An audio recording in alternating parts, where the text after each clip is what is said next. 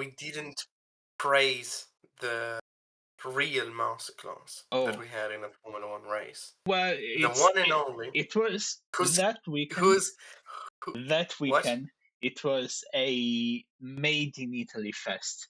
So Yeah, absolutely. Gabriele Mini won the feature race on Sunday.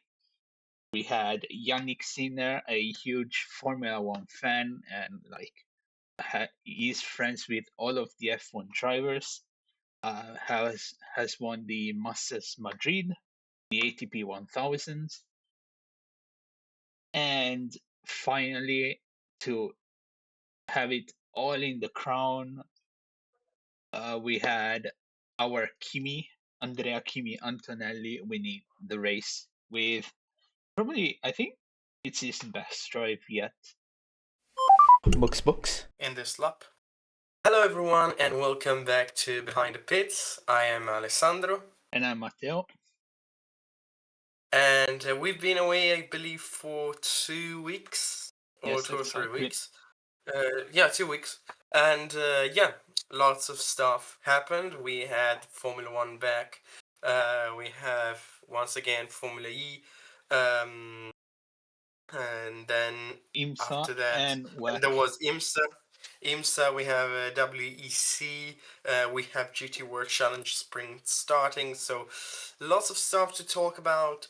And I believe we can start already from the what could be on a motorsport level the main argument. Formula One, we had, I believe, a nice race, a nice weekend, an interesting weekend with the sprint race and the actual race. The sprint race wasn't really that much fun.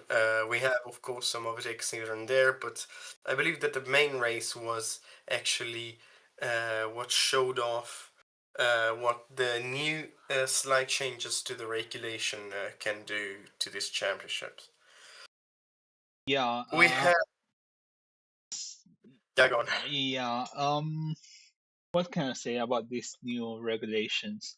They brought better raceability. I haven't seen that much lift and cost anymore, especially in qualifying. Watching it and remember it now 2 weeks apart. So yeah, it definitely was still kind of kind of usual Formula One until the end, where like everything happened with Leclerc going off tracks and then off post race getting a drive-through penalty for unnecessary leaving of the racetrack, and some battles here and there, especially at the start of the race with Max spinning out, and everyone and him's actually really good job on saving the car and not crashing into someone. Yeah, it was as you said. The main argument was, of course, the super clipping. Actually, that was the main problem, especially in Suzuka.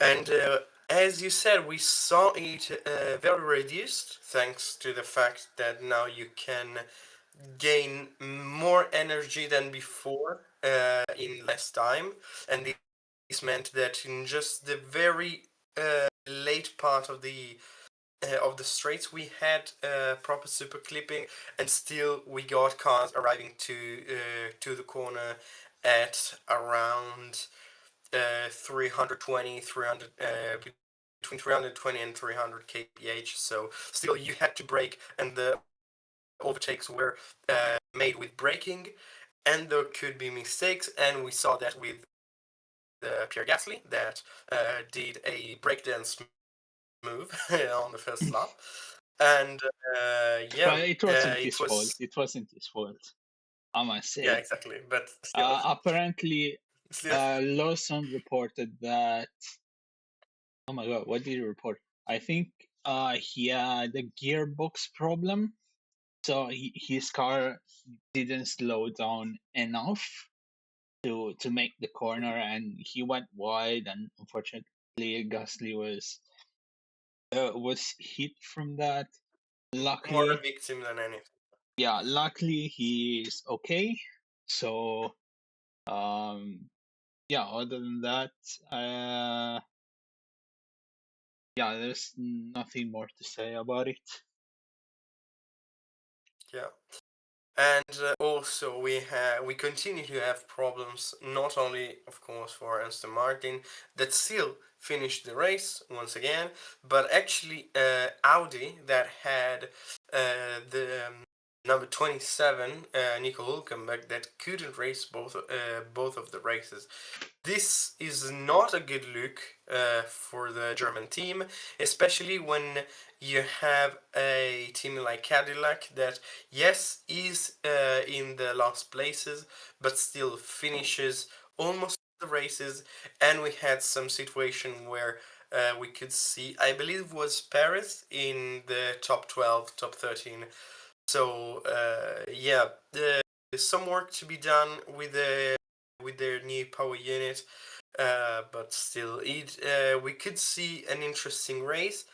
But I believe that the best race of the weekend was the one shown by Formula Two, especially in the second part of the race, in the feature race for the Formula Two, where we had huge rain, crash, multiple safety cars, and then a masterclass of racing by Gabriele Mini that took the lead in some laps and then kept it on even with the difficult conditions.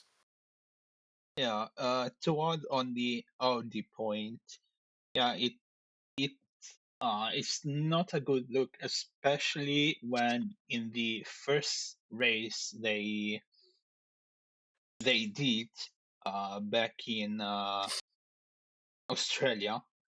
Um, yeah, in the first race they managed to score point with at least I don't remember if with both car or just Bortoleto.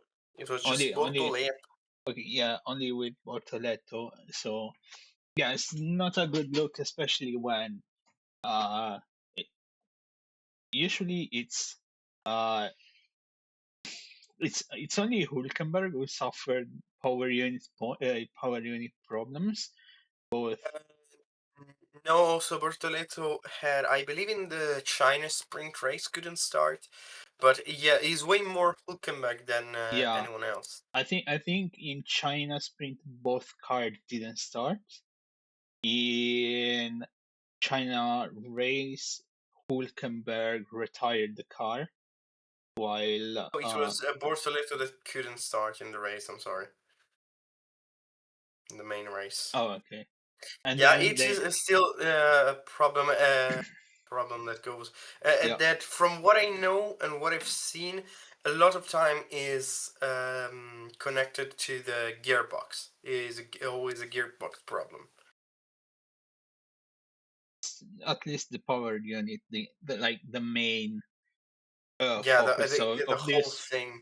Yeah. Yeah, the main focus of this regulation is not getting that many problems for them, since they Hmm. have their own. So at least there's a good takeaway for Audi.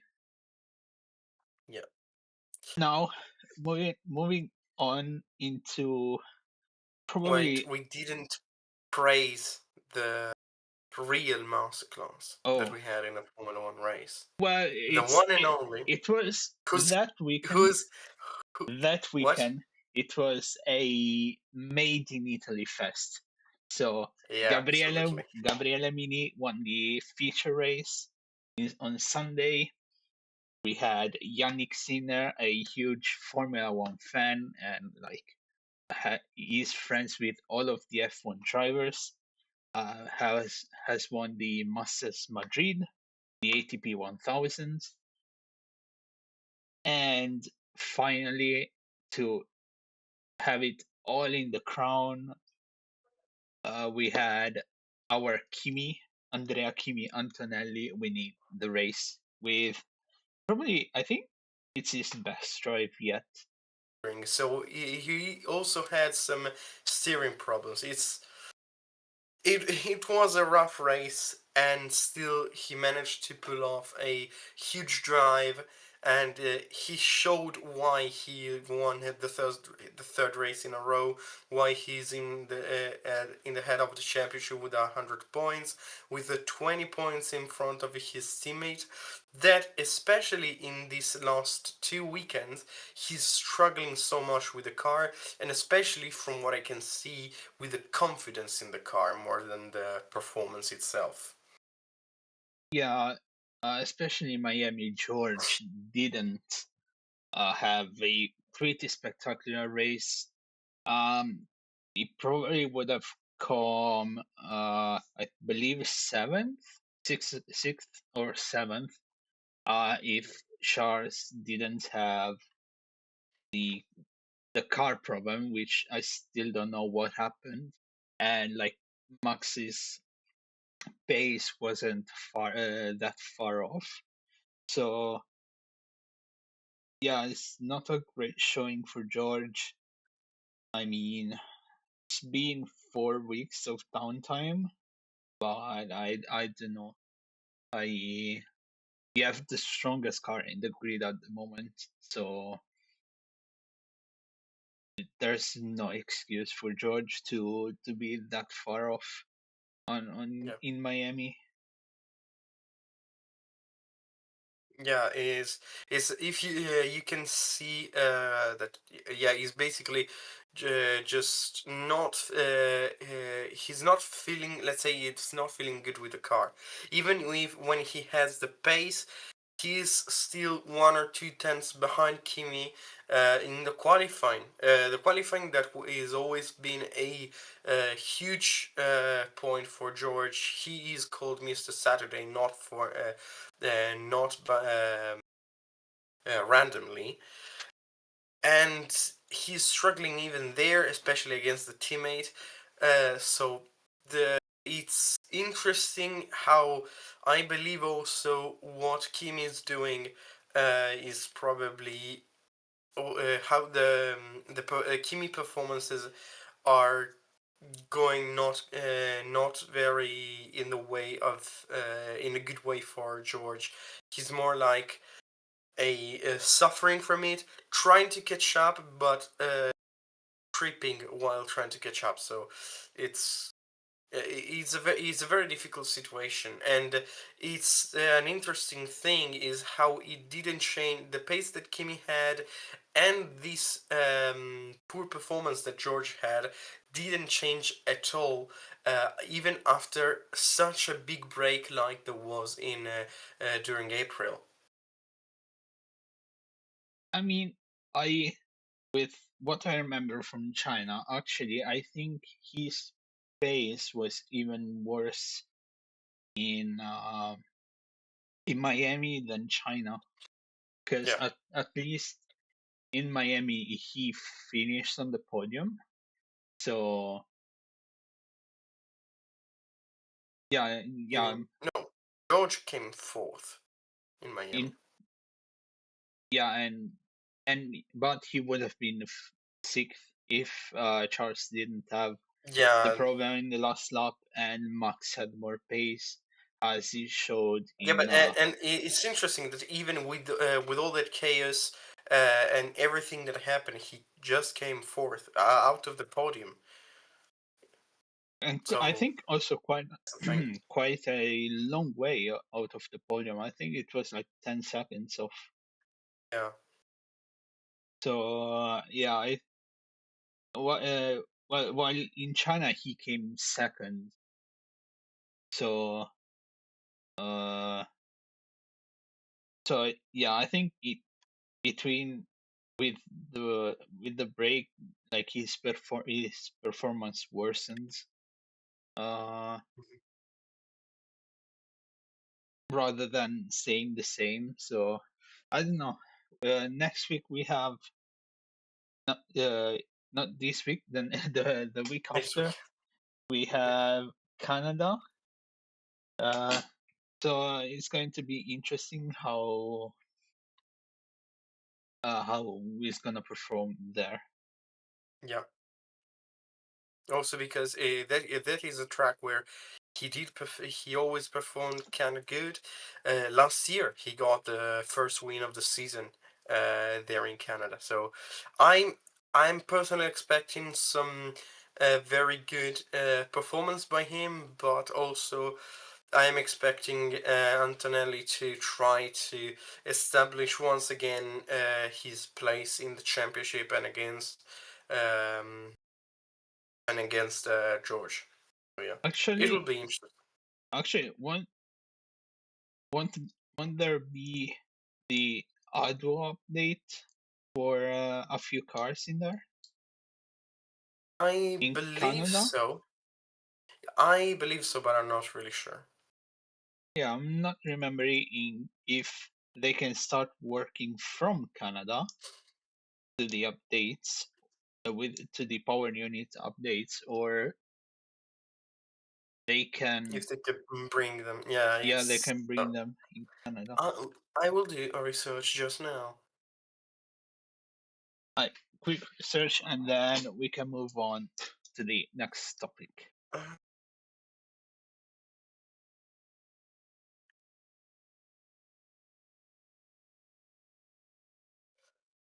Uh, out updates. Uh, from Canada, yeah. It'll be based on the first five. No, the annual. Actually, the Canada will be the fifth race of the championship, which means that it will give the enough, let's say, point Data. or data. Yeah, data to understand that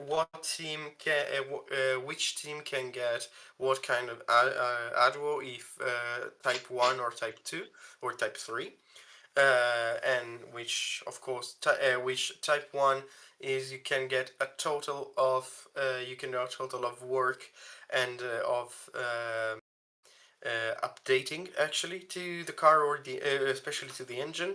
uh, Type 2, which is what I believe Ferrari will get, gives more, and then there's type 3, which is the I believe it might be just the Aston Martin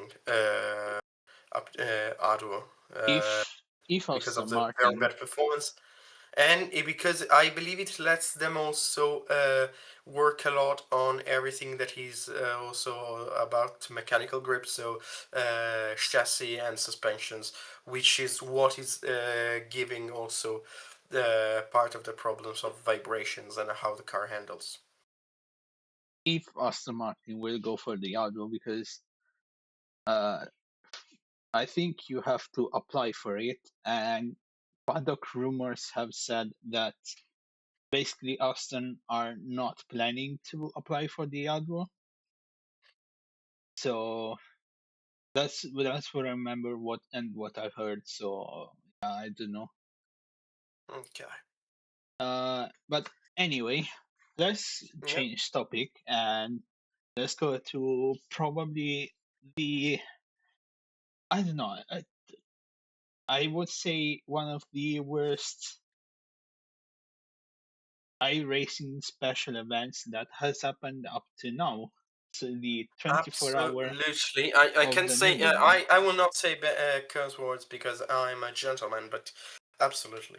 It was the most boring race I've ever seen racing. Even for in the latest, I believe the last two or three iterations of the Daytona 24 were not the greatest because you had basically bump drafting racing for the whole time. But this one was really bad. You had some fights here and there. Also for second place, we had Drago fighting and everything, but still, a lot of teams and cars were just split apart by seconds, if not minutes. Yeah. So yeah, there's not really much to say. Like, good job to Verstappen Racing to clutching the race. Awesome, they did a perfect job. Yeah, The perfect job coming also coming back from their situation exactly. yeah, coming Um, from a stop and go for speed in the pit lane. yeah, So and it, also drive through, I believe, for track limits they had.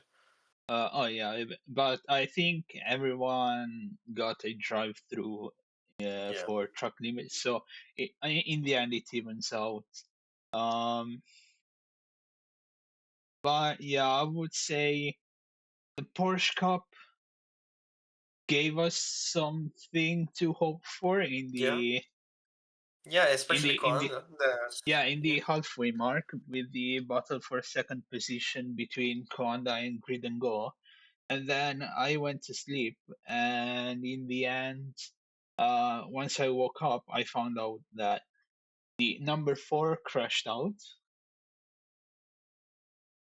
and basically the Koanda 018 found the pace in the night and just went away. yeah. Yeah, it was really unfortunate. Also because yeah, you might have situations. We can see that also with the sort of sprint races like the Apex Racing League and other stuff, other series like that, where you have GT3s. That sometimes some drivers and some cars just have already the pace, and they go apart by seconds. But the Porsche racing usually is very close. Even if you do not have drivers that are the greatest, you still have lots of close racing. So, yeah, we can't say anything but that it was a mess, but a boring mess. So, yeah, you had those crashes here and there, mistakes during the night, but nothing that was really that would tell you, oh well, this is an awesome race. And probably last but not least, I believe that the car limit, the grid limit that there was and there is for iRacing is almost ridiculous, especially for races like this. I believe what was it like 60 cars, if I'm correct, for 5 class. It's It's it's 16, it's yes. yeah, it's just not acceptable. If Yeah, that you could try to have at least double the cars, even just for the Nürburgring, and maybe those 20 more to have more real life similar situation for also the Spa 24. It's it is a lot of work, that's for sure, but if you want to have a good race and good chance to have more fights, you need to have more cars in the various categories, which is not what is happening. What happened at all oh this time? wait, So wait, you mean like the maximum amount of participants in a race? Yeah, it's 60. a split, yeah, the Yes, grid size for a split should be way bigger. At least for these two events, because you try to not replicate always exactly, but in a similar way to have the same feeling, especially for the drivers. Because a lot of time, the sim does is giving the chance to feel what the race feels like to people that cannot buy their self the career or a seat in the race, and so you give them this chance. Plus, last but not least, you can have another class, which I believe no, there was the M2 class, so yeah, yeah, there's no need.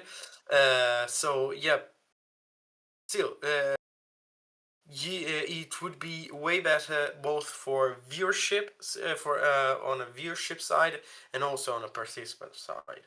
So yeah, yeah. No, because I thought you were going to say the car limit, like how many uh cars can be selected in a race, and there are only 6 teams because of uh, game engine problems. So, but yeah, I Yeah. feel like the more the maximum size is a good shout for having more participants for like feeling the track more populated. Mhm. So Exactly. so yeah, maybe split 1 and 2 could have been merged, and it would have been one big split. Uh, but because in basically all of the classes, because in the Nürburgring the pace difference is more evident with how long Way the more. track, Yeah. way more evident with how long the track is. So what happened in every class is that the faster guys just took off, and the slower guys couldn't really stay close. And Yeah. so, and also with like no no split, um no split green flag for each class. The Porsche Cup just got to be lapped only 3 times, which Hmm. I don't know how many times it happens at the ring, but I have a feeling it's way more, Yeah. Yeah, it is indeed. because the Porsche Cup the green flag for the Porsche Cup is in Group 2, whilst the GT3s are already.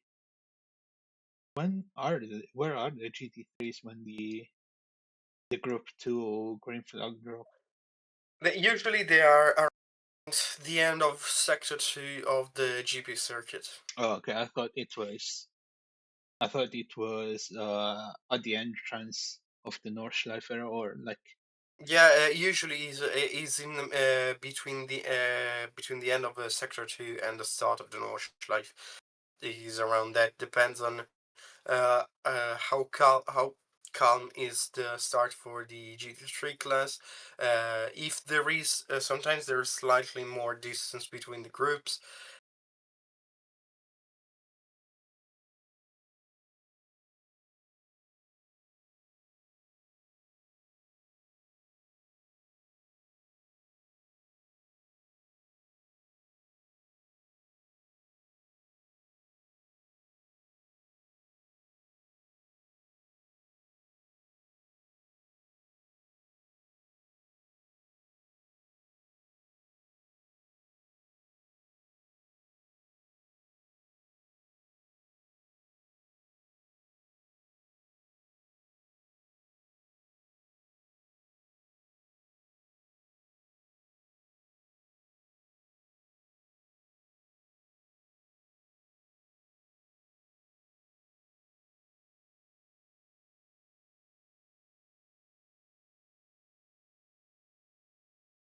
After then the 24-hour, though, we had finally something that actually gave us some emotions, which were not, at least Good generally, emotions. for sim racing, were not exactly good emotions, were not nice emotions, because Drago released a statement where they indicated that they were going to end the team for good.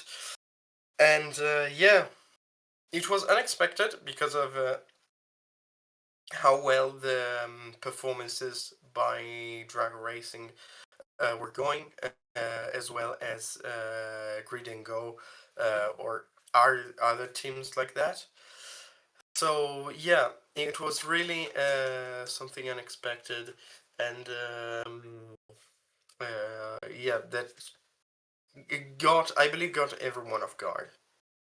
Yeah, it's really saddened to see a team, especially like Drago, like coming off a uh I don't know, one of the best season for them in terms of not even recent, like the first two special events for for racing. Like they won Daytona and they did pretty good in Sebring as well. And yeah, and then all of a sudden they they they like cease operation. So yeah, uh, a couple of the members made videos explaining what happened, or like try to explain what happened with what they can and cannot share. But yeah, apparently, like everybody speculated after the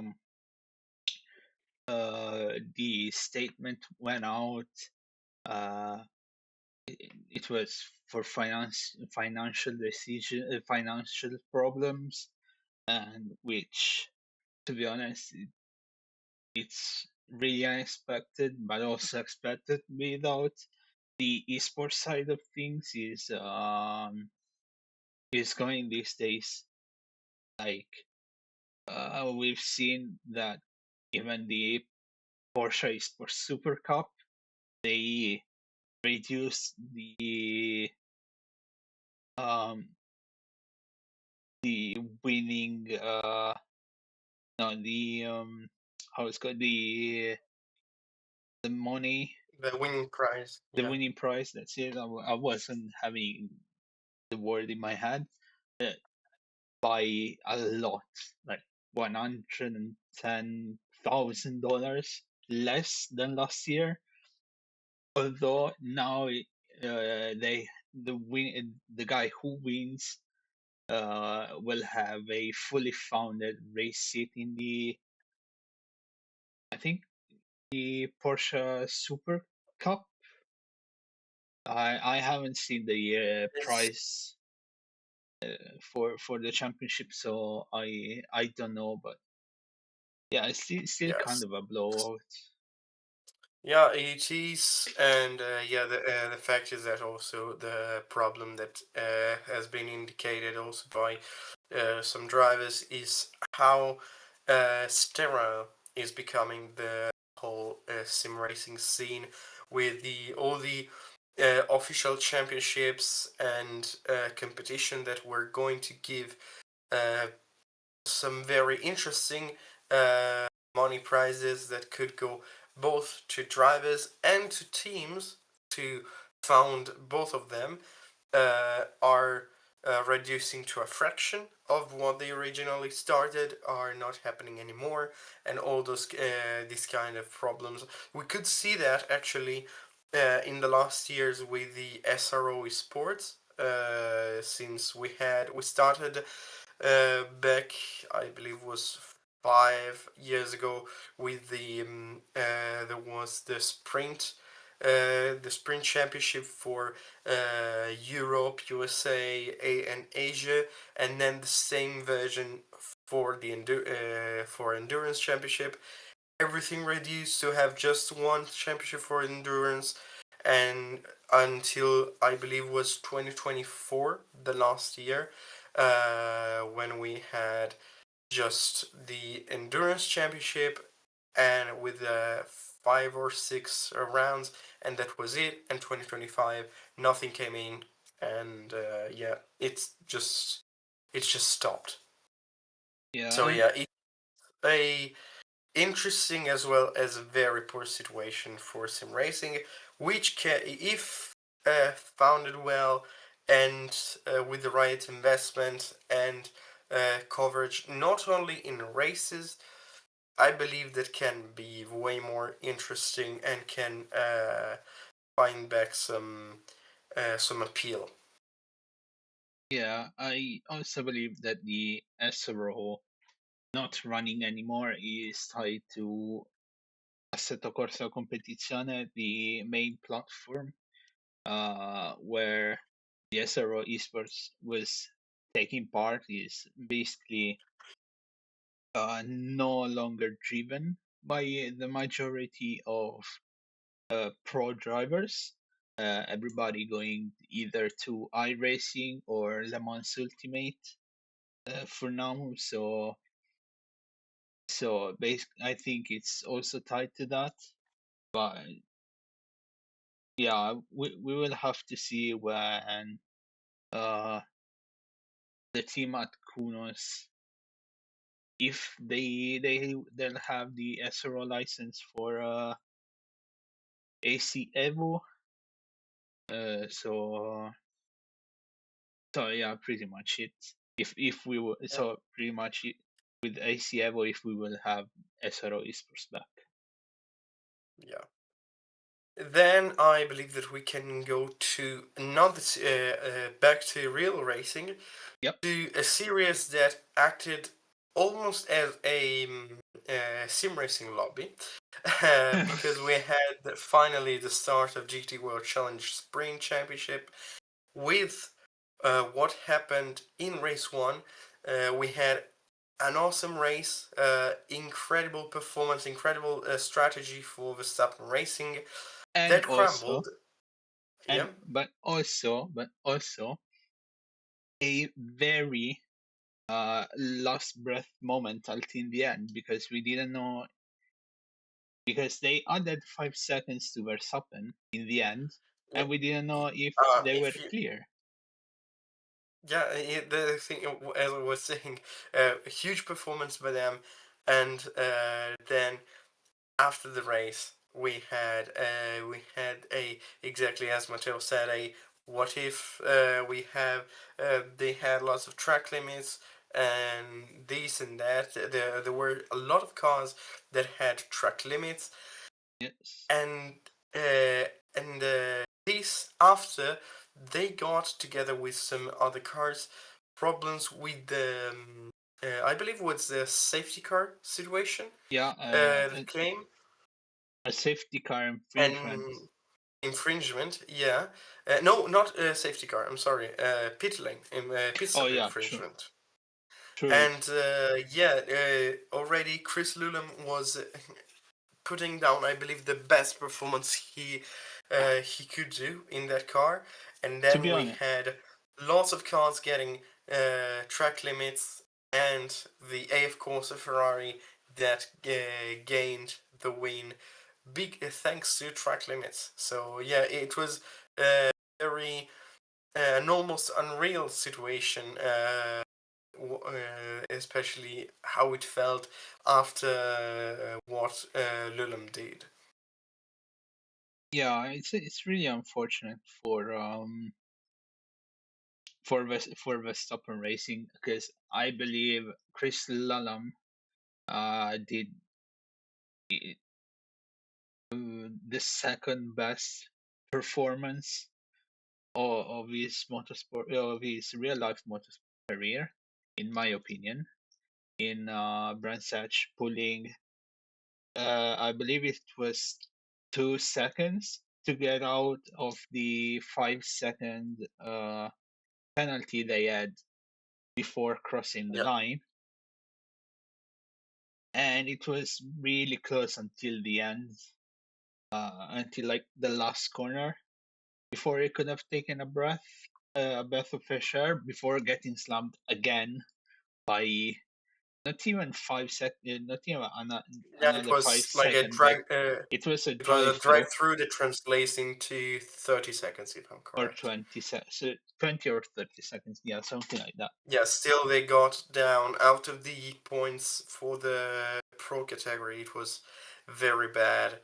And then we had race two, actually, which was slightly more calm, but we had a comeback for the number 80 Porsche, driven by Ricardo Feller and Bastian Bust. That in race one had to retire due to some issues, and then race two was just dominated by them, and they got to the checkered flag first with an awesome race. Yeah, I remember what the issue was for the retirement in race one, which was a power steering issue. They basically Yeah. had no power steering throughout the whole race, I believe. I don't think they retired, if I'm remembering correctly. No, But they did retire the car in the during the pit stop session. They tried to stay out, but it was just undrivable for the drivers. It was yeah, not. They couldn't. They couldn't. yeah, unfortunate. power loss, power steering loss affected them, but they bounced back in race two, where they put the car on pole again in qualifying two. So yeah, it was almost a Porsche weekend, but yeah, unfortunate circumstances denied it from them. Yeah. Then we have not the last race to talk about, but the last race that we had 2 weeks ago, which was a race that gave us the most unexpected of the winners. We're talking, of course, about Laguna Seca IMSA WeatherTech Sports Car Championship with a masterclass drive, both by Klaus Bachler and then by Lauren Heinrich, that took showed us what a good driver can do, even with old material, because JDC Miller has the older version of the 963 Porsche. Yeah, and the official Porsches didn't do great in that race. I don't remember where they finished, but I remember clearly not having a great day. No, it was a just JDC against Cadillac. There was the Acura that had a decent start, and in the first part of the race was in the fight, but then just lost a bit the pace, and we had that what was like the last half an hour, that incredible fight which between the Cadillac and the Porsche, Yeah, with an incredible move, extremely well studied by Heinrich, and yeah, he already tried, I believe, from 5 laps to go to going for some overtakes, but they were defended awesomely. Uh, with a bit of help from the back markers, but that's from the back markers, yes, but that's what multiclass racing is, yep, and could just send in an awesome overtake and give to an absolute underdog win that I personally believe they do deserve, because of them still racing and keeping up with everything, and never going down, never never give up. giving a chance and never giving up, exactly. Yeah, uh, master, especially from Heinrich, he was flying in that second part of the race. I believe that he was the sole reason they won. Um, Yeah. he put up a really impressive fight with the 311 Whelan, and then after the overtake, he just took off and never got seen again. Yeah. Yeah, it was I believe the one of his greatest performances.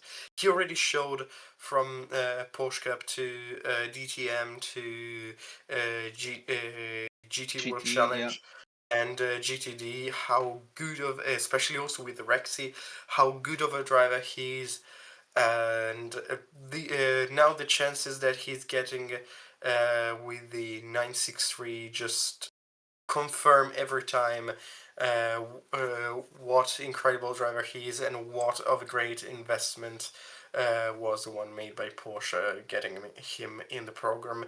So yeah, it was an awesome fight and an awesome race, and another showcase of his masterclass. yeah. And speaking of old material, we had a kind of an upset in GTD as well, where the Huracan Evo 2 won against the Temerario, who Yeah, still in development, I must say, I believe, is not doing that great of a performance. I say, yeah. Yeah, I believe that Laguna Seca showed how sort of young is the Temerario still, and the fact that it started also with having already before coming out as a race car, they already had some problems, and I believe, as I said last time, I believe it has very good potential as a base.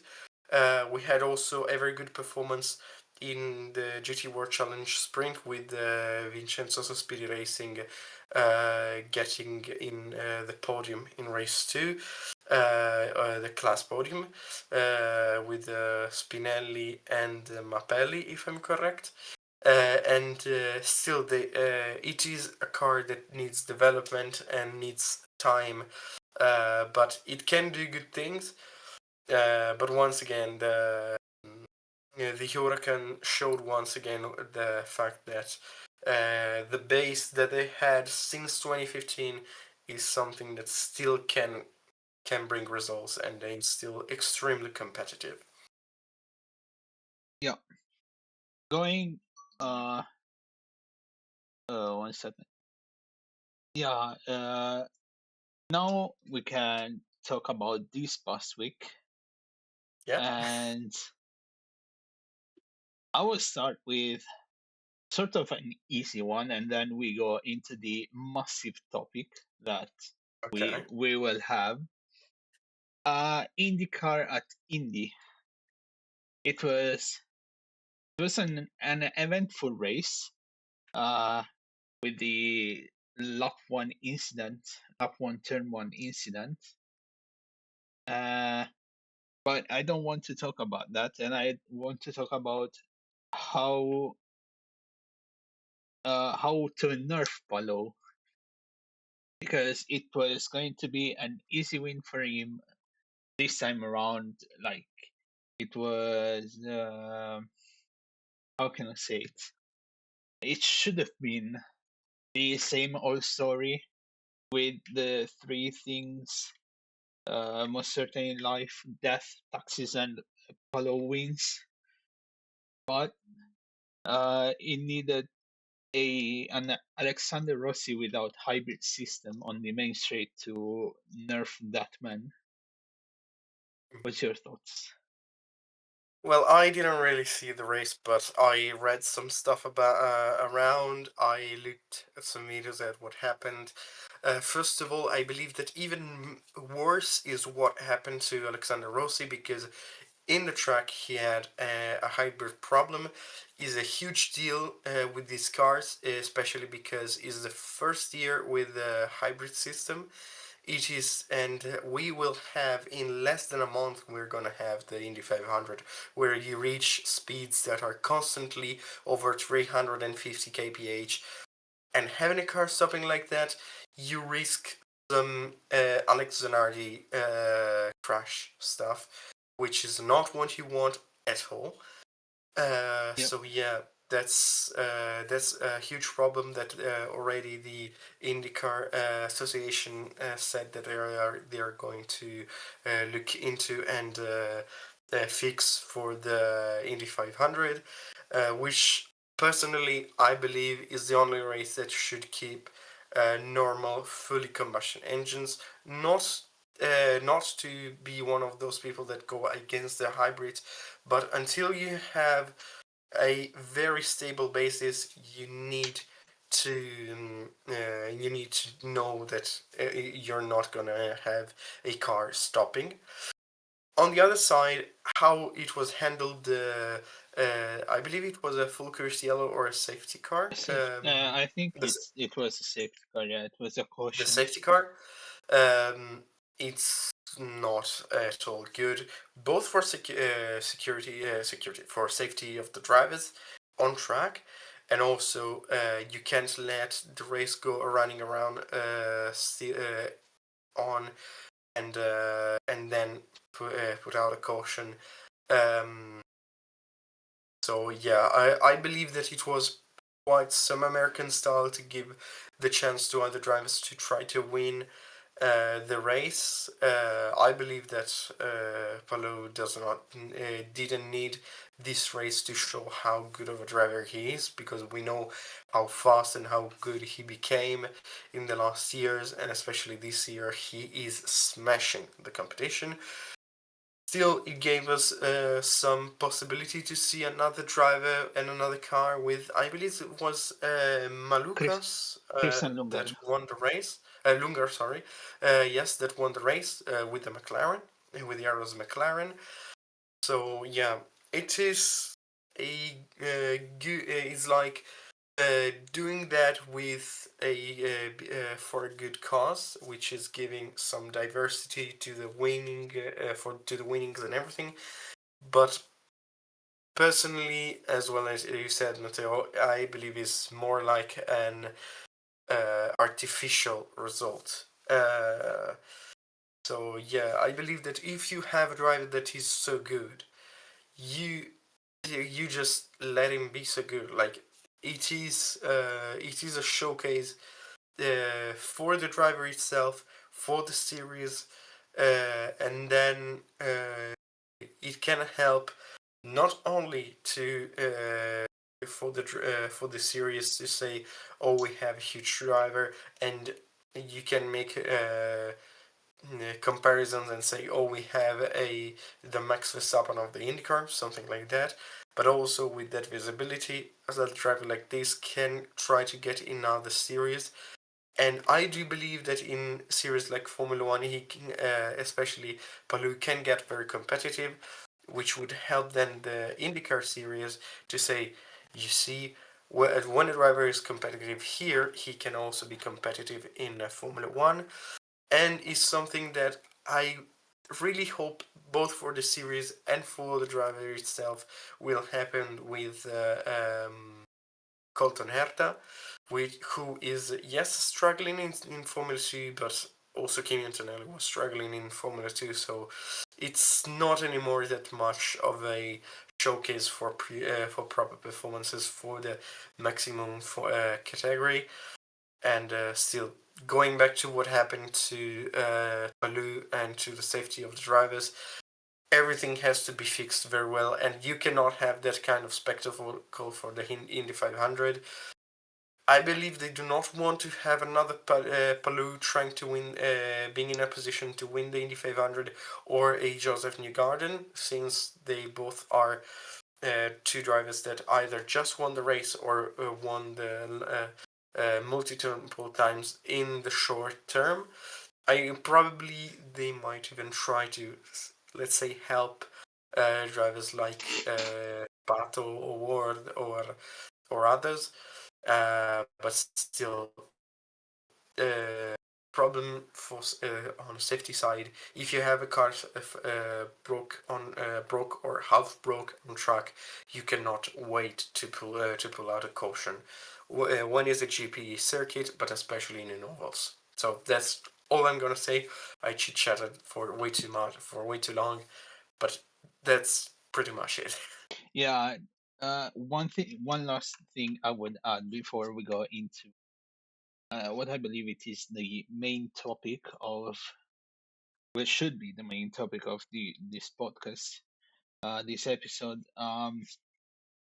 For me, it was really un-Americanly organized, this IndyCar race, because not only with the Rossi incident, they waited a long time to bring out the caution, but also for turn one, they waited all of the cars to be in the third sector, and once Polo reached third sector, then they brought up the caution for the turn one incident. So Yeah, I don't know, it was really strange for me because every time I see IndyCar or NASCAR, for even the slightest bit that it's not um that is not right, like there's debris on truck, or like there's a car that's only spun, it didn't even crash, they bring out the caution. So I was really surprised when I saw lap one, and I was even more surprised when they waited a really long time for the main caution to Mm-hmm. to be pulled out. Yeah, I totally agree. So anyway, uh let's go to the from the worst for the worst race, we go to the most absolutely beautiful race of the last 2 weeks, which Yes, is indeed. the 6 hours of Spa, Yeah, where we the World had, Endurance Championship never fails to showcase how good of a championship it is. yes, and uh I mean, what can I say? We have first time winners in WC. We have first time winners for this uh this new Evo of of of BMW, and we also have surprises a lot, and it was a lot of surprises and quite a few disappointments. Yeah, it was. Yeah, I mean, it was unexpected. I believe this win for especially BMW starting first, because I believe that we would have seen that car win first in IMSA way more than WEC. Totally agree. But still, WRT had a great, an awesome race, an awesome pace and everything. And yeah, they just had the race they needed to have. Also, the 94 was very unlucky with the AMG. I believe was this. I believe was the 71, the 79. Sorry. Um, Yeah, Still, and also they got quite lucky with the distances because probably with the one more lap to go, I believe that Fuoco could have gotten that second place. But still, the race ends with the checkered flag, and at the checkered flag, the BMWs were 1 and 2. So just awesome job. Is a first as a BMW, and as you said, is a first for WRT in the with the as an BMW to be, overall win yeah. with the BMW as an overall win in the WC, and they completed the new regulations scoreboard as with categories because they won in 2021 with the LMP2, 2023 with the 2024 with the BMW, and now they did it once again with the BMW. Before was GT3, now it is hypercar. So yeah, a great performance, but that's not all because this race gave us so many sensations, so many emotions. And Yeah, even a crash out from me, but yeah. but I will, okay, I will not, I will not rant in this. I'm just saying it. I've taken out all of my anger. I don't want to name names, so I won't rant about my crash out in this podcast. Okay, I Although, will talk about what brought you the crash out just slightly, okay, which was yeah, of course, we are very big fans, especially of Ferrari. okay, And in my defense, the crash out was not because the Ferrari got taken out. It was more yes, for the move rather yeah, but than I mean, Ferrari being it taken for out. I'm quite sure that it brought some spice to everything. So yeah, but still, we are fans of Ferrari, but especially we are fan of fair and correct racing. And Yes. what happened with it, Gustav Hartfuss was everything but that.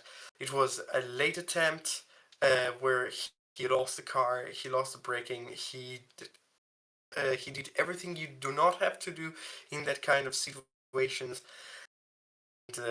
Yeah, what came out felt almost like a daily racist lobby in iRacing or whatever sim you can name. So yeah, it was just a very bad move, very bad calculated that ended up in everything but the correct way. What I will ask you though, Matteo, is what do you think about the once again very bad relationship between Cadillac and GT3s with at Spa? Oh, I, God, oh my God, yeah, it happened again, didn't it? It happened again, He's but done it again. yeah, uh, and wait, yeah, the 92 retired at the end, right? I don't remember actually, I believe. Let me because check. I remember one of the Porsches uh finishing in a strong position in GT3, but I don't remember if it's the 92 or the 91. So, yeah, the 92. Where is it? 92 actually got third, Oh, yeah. and 91 got seventh. So yeah, both Porsches finished and in a good position. So yeah, the 92, even with this that slight hiccup by made by the 38, uh, finished in the podium, and we're gonna talk about that podium in GT3 in just a second, whilst we do the big recap on the hypercar. Uh, so yeah, it's really strong result for the 92, which I wouldn't have thought they would have finished on the podium after that incident. But I must say that the Cadillac once again not having a good performance even here, even with the number 12 uh, qualifying it in the front row. Was it in the front row? Yeah, it was in the front row, taking the lead early and then falling off of the pace. Uh, Yes. I yeah, I kind of want a Cadillac to win, but at this point, it's just becoming a BMW Part Two. Yeah. The thing is that yes, you have every time it's a great car, a great basis, but always there are some troubles. And actually, I would like now to point, going back to the result sheet, uh, a very interesting placing for two cars. We had Aston Martin with I believe the best Yes. classification in their recent WEC history, and Genesis pulling out an awesome performance and getting in the points with the seventh place with the number 17 that I believe was just perfect. And yes, there were a lot of retirements this race because we had four retirements, but still, you have to find yourself in a condition where you can get that seventh place. So I believe that yes, they did a great race. Also, Aston Martin, same story for them. And we're looking at the points. It's very interesting to see that because of the very bad results that actually Toyota had, now at the top of both the constructors and of the drivers' championships, we have BMWs Yeah. with uh, were they? Robin Freins and René Rast being first in the championship in the drivers, and we with 7 points of margin, the BMW being in front of the Toyota. So I believe that we might be going to see we are going to see a very interesting championship this year. And next race will be Le Mans. So I'm very ready. Yeah, I'm ready as well for the month. I was gonna get there with Austin and Genesis. I Now that you talked about it, because I wanted to bring up Genesis later. I have to say a huge congratulations for them. Uh, it was really exciting in the last hour or so of the race, watching at the position sheet and looking looking at Genesis being in seventh place, and I was like, oh my god, they're gonna do it. They're finishing in the points. Somehow, what a strategy they had. It's uh, it's something that I would have never expected from Genesis. Uh, but I believe even without the retirements, probably the maximum they could have gotten was a 10th place, so still in the points. And one other fun fact I wanted to bring out is that even with that result for Genesis and the bad results from Cadillac, the number 17 is now ahead of both Cadillacs in the drivers and constructor championship. The Genesis is in front of the Cadillacs. Yes. In constructor championship, no, because the Cadillac has 8 points and Genesis has 6. Oh yeah, true. But in the drivers' championship, we have the seventh placed. No, this is the GT3. Okay, we do have a particular. Why? Give me a second. The other Genesis here is indicated as eighth place. I don't know why. Still, they are in front of one. Yes, of both the Cadillacs. That's very not good for the American manufacturer. Yeah, and so now my other topic was going to be how what a performance by both Austins. I want to include them both because even uh even before the with the shenanigans between the 35 and 009, both of them were running incredibly good. Uh, Yeah. I For a second I thought they that both were going to finish in a really strong position. Unfortunately, the uh, the 009 had that accident happen with the 35, and uh, and they were taken out, so they wouldn't finish the race. But there was a possibility that the 007 couldn't have gotten a podium. Yeah, absolutely. And then we had also the uh, painful situation for the was the I'm really sorry for the 21 AF Corse that won at the checkered flag, but they had that 5 seconds penalty, and the 15 the number 10 of the garage 59 had their redemption and got their win that they didn't get at Imola. So yeah, it was also a great race for them. They're now second in the championship at just 4 points behind the 92 Porsche.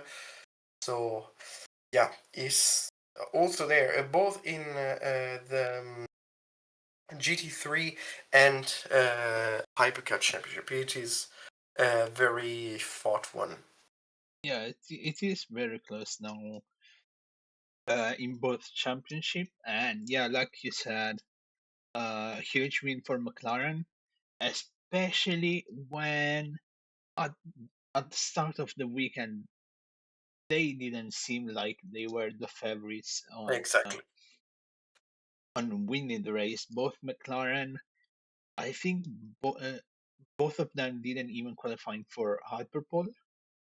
Um, and yeah, uh, they they had redemption for Imola where they should have won, but unfortunately didn't because of technical issues. Uh, yeah, I have no other words. It's still unlucky because of the penalty, where the 21 was first at the flag, but unfortunately, with all of those late safety car in the last hour, uh, all all of the cars were bunched up and couldn't pull away enough to secure the win. So, but race results speaks, and yeah, uh, the Tom Martin is victorious at the end. So huge congratulations for them and for your pupil on Antaresau. Exactly. And I'm telling you, one last thing about this race is that the the Aston Martin podium is coming and it's not far. I'm very trusty about it. But Yeah, also it will take because the time. We will see in the future. in the end everybody was holding their breath because there was an investigation pending for both of the BMWs, leaving too much space at the safety car restart. So, and the 007 wasn't even that far off. So if the 15 would have gotten 5 seconds, that would have been on the podium. Hmm. So yeah. Yeah. Also, and actually, a shout out to uh the Ferrari F Corse team, the 50 and the 51, because uh they Poco did Poco things, and I believe we can start calling Antonio Foco Mr. Saturday as well, or like Mr. Qualifying Yeah. actually. Yes, he is incredibly fast. Yeah, He because is. he he managed to put the sole Ferrari in Hyperpole on Friday. So whilst the 83 got uh P where did the 83 finish? P11, I believe. Uh, P12. the number 83, the yellow. Yep. Uh, yeah. Where is Mr. Kubica himself and there. Guys, in P6. No, I mean in qualifying, not in Oh, in qualifying, actually, P8, yes. P8, 13, and 16 were the order uh, for the Ferraris. so I also managed to qualify for Hyperpod. I Yeah. I thought only Antonio Foco managed to make it to Hyperpod, so my mistake. But either way, the whole 50 team was absolutely flying. Antonio Foco going for a podium that wasn't even in the cars for Ferrari in the race. And uh, the 51 as well, before getting taken out, they were running in P6. Mm-hmm. So also for them, even at the start of the race, they were running P P16 behind the Genesis, behind the Toyota. So a really strong performance from them. Uh, Mm-hmm. the Toyota as well. I have to tip my hat to especially the number 7, which managed to finish in P5, getting overtaken just at the last 10 minutes by the uh, by the Aston, but also them running an incredible race. Unluckily, Yeah. unlike the number 8, which struggled a lot more, I would say. It's not the first time that the 7 is the the how can I say it? How can I word this? Like the 7 is the best car out of the two, while the 8 uh just struggles in the race. Yeah. So yeah, Alpine kinda good and bad. I would say it gave up for another podium at Spa or a win from the 35 and the 36, but then they just fell off. Uh, and then the 35 crashed and had to retire. The 36 in the end had no Yeah. pace. Uh, and also, as well as the Cadillac, another disaster class from Peugeot. I think the car is just good in qualifying and has no race pace at all. Yeah. So I believe one very last thing is about one news that came in the last days, which is great. Yeah, That is the fact that the Nürburgring 24-hour is sold out for the first time ever. So yeah, it will be very interesting, and still, I do believe that we will have a great race. yeah. And one very last thing, who's your pick for the win in the SP9 class? Oof, oof. Ah, it's like, damn. Oh, wow. I don't know. There are too many great cars that most we haven't seen the full lineup. Yeah. Some we had seen but had problems, Mm-hmm. and others who try to, sandbag a little bit, I bet.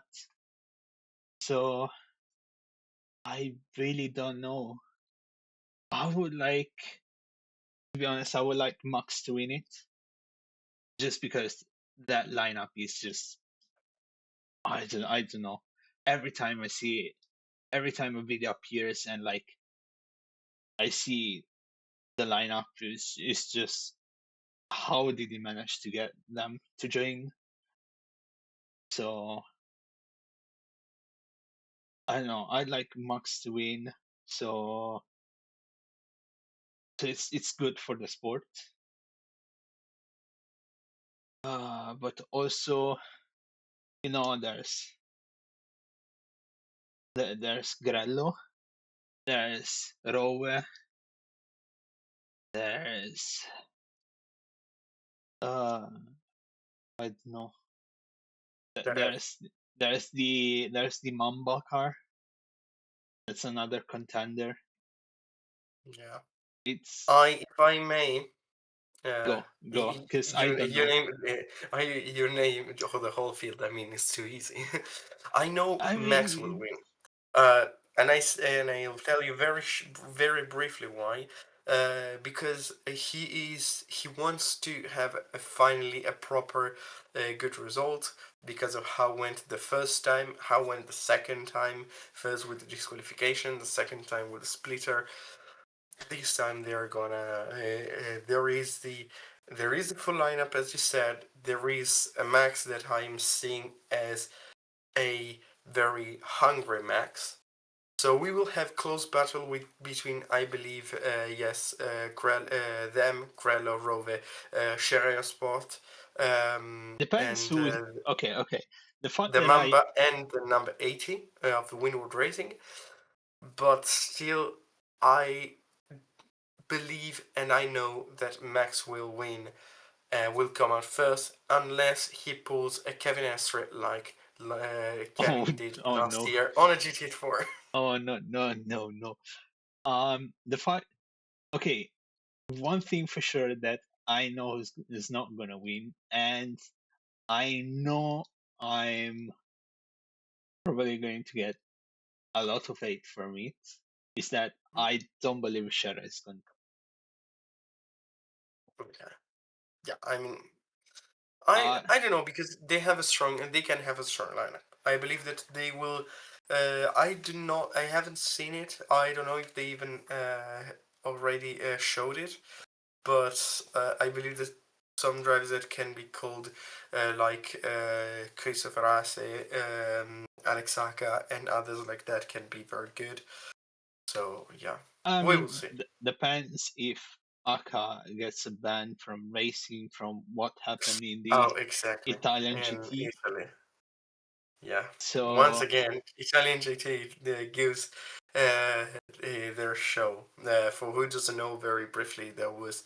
I actually I haven't even seen the race, but I believe there was maybe a contact or something like that between Alexaca that drives for their drives for Tresor Attento and the Lamborghini of VSR, and he came in the VSR box with I believe two or three mechanics, and they just started a fight. So yes, it wasn't good. But it is a story for the next time. I believe we talked way too much. yep. And yeah, I believe this is it. Thank you everyone for following us. It was awesome. And um, uh, follow us on all our So, socials. And yeah, I believe that's it. yeah. See you next time. Bye bye. See ya. Bye.